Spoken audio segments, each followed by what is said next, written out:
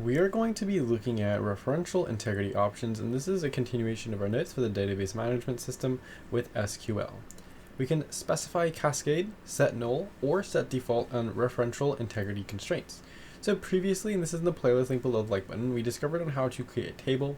We know we have our create, and then our table, and our whatever name we want to call it. This one's like a department. We have our department name, our department number, our manager SSN, and our manager start date. So these are all related to our department.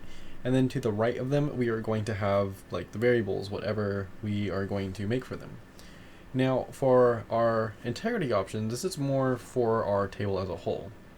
So looking at this, we have create table and employee. Now inside of here, we have our d not int. So d no int, we want it to be set to not null. And if it's not null, that means our default is 1. So this is just a name, I believe, dno, and then we have our int. We want it to not be null, and the default is 1. Our primary key is going to be the SSN, and now we have what we're working with. So our foreign key, super SSN, refers to the employee SSN. So we have our foreign key and our employee, that's just the key. Now it says on delete set null. So if we were to delete our employee SSN, the foreign key would be set to null. On update cascade, if we want to update this, we would cascade this and change it to whatever the new is. So let's say our SSN is changed. Instead of being set to null for a super SSN, it would update. That's what a cascade is. Now we have foreign key DNO references department dnumber. So it's kind of just like how we have this previous one. The on delete and on update is a event. The set default or cascade is going to be an action. In this example, we are referring to the department table, and that's going to be this one right here. To delete the dname, we need the above line to set the default to 1, which is this one up here, setting it to 1. If we use the on delete cascade, which is what we would have like this cascade but moved up to the on delete part, it means that the employee would also be gone. So the on delete set default, we're setting it to 1.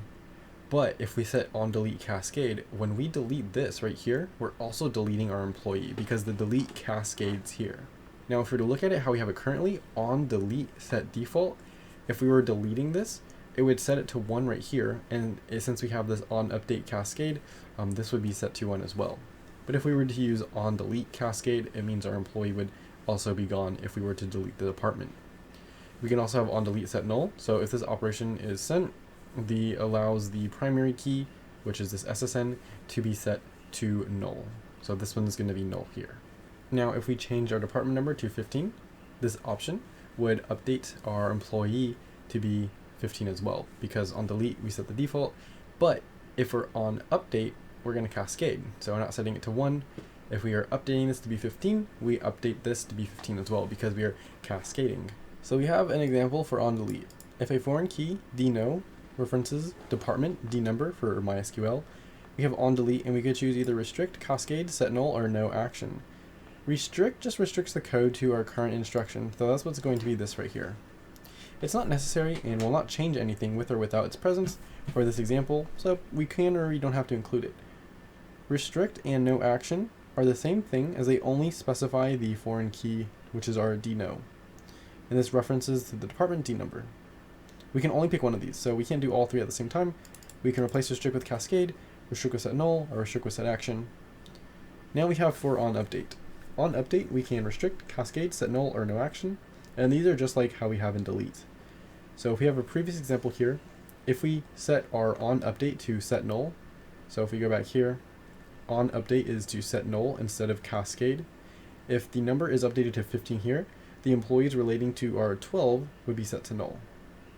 And that is going to be it for how we would look at referential integrity operations. Next, we are going to be looking at our giving names to constraints, but that can be found in the playlist linked below the like button.